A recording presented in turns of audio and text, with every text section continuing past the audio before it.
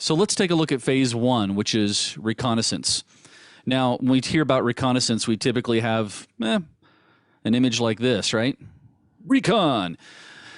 So it's very similar. When it comes to reconnaissance, what we're talking about here is actually looking at a target, trying to figure out who the target is going to be and what they might have to offer.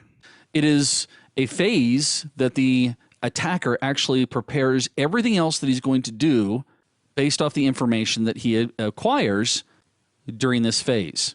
Now, this phase is done in two different methods. The first method is referred to as passive, and the other one is referred to as an active reconnaissance. So passive reconnaissance, active reconnaissance.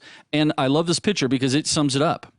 A passive reconnaissance is where you have no direct interaction with the target, and that would be the equivalent of a sniper's spotter. He has the binoculars, he gathers information, the target has no idea that he's looking at him.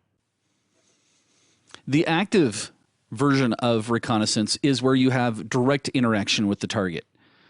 And trust me, that would be the sniper's role. He will have direct interaction. It's the same thing when it comes to reconning on networks or a target. Typically, this is a phase that we'll go through. We'll be scanning the network, either from an internal perspective or an external perspective. And typically, again, this is done without any type of authorization. Now, normally, passive reconnaissance is not illegal. Let me give you an example of that. If I was to go to the company's webpage and look at their website, maybe go to their job openings, see what kind of positions are available, that's pretty passive. There's nothing wrong with what I just did.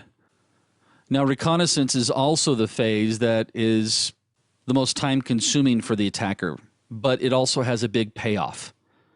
Again, he's going to try to learn as much about your company as he can. Now, part of reconnaissance may actually include things like social engineering. If you're not familiar with what social engineering is, we have a whole module coming up on that one, but just give you a quick, brief summary of it. It is the ability to manipulate somebody by almost being a con man, getting people to expose information about themselves that they normally wouldn't expose. Great example for me when it comes to social engineering is I go to Sam's Club. Some of you guys may go to Costco.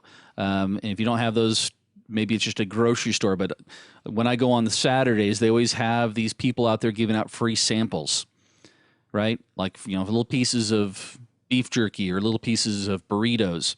That's totally designed to socially engineer you.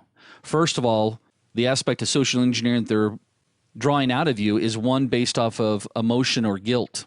Here you've got someone who's prepared the food, she's cutting it up, or he or she may be cutting it up, they're serving you, you come over, you're getting something for free, and they want to tell you about it, and they do it really well to me. I'm going to be the first to admit here, my wife makes fun of me all the time because, usually it's some grandma that's telling me all about this particular bacon, and I'm like, the bacon's good. And I will actually grab a pack of the bacon, put it in my cart, walk around the aisle, and find another refrigerated section and put it back. So, social engineering works everywhere. Folks in marketing are typically masters of social engineering, at least if they're any good. Another type of reconnaissance that a attacker might use would be looking up information about you on the internet. For example, they could use the Whois database, or I could actually very quickly and easily do an NS lookup and find out what type of email server that you're using. Dumpster diving is another type of reconnaissance that we can do, and I know that sounds kind of weird, right? You're not looking for food. But getting information such as bank statements, ATM slips, phone numbers. Matter of fact, I always laughed back in the day when you wanted to go get a driver's license or when you wanted to get a new driver's license because you lost your old one. What did they always ask you for ID?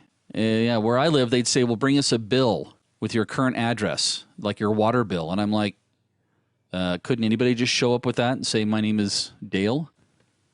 Thank heavens now most of our DMV departments now have digital photos of the old license so they can compare and see if you actually look like Dale or if you're trying to gain access to my driver's license. Now, there is nothing illegal about dumpster diving. In fact, back in the early, I want to say it was back in the 90s when the Department of Justice was going after Microsoft for their practices when it came to Internet Explorer. Sun Microsystems actually did some dumpster diving on the Microsoft campus to get information that they then presented, showing that Microsoft had some dealings under the table that weren't necessarily above board, shall we say.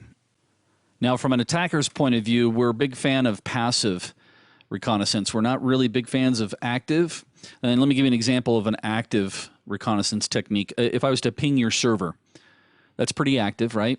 I'm actually reaching out and touching your server. Is there a trail?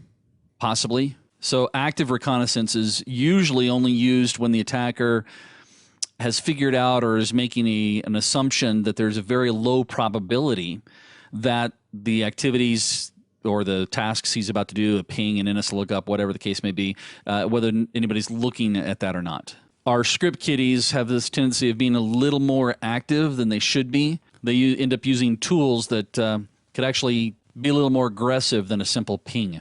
So as an ethical hacker, you have to have the ability to be aware of all of these various reconnaissance techniques and also be able to help implement preventative techniques as different threats arise.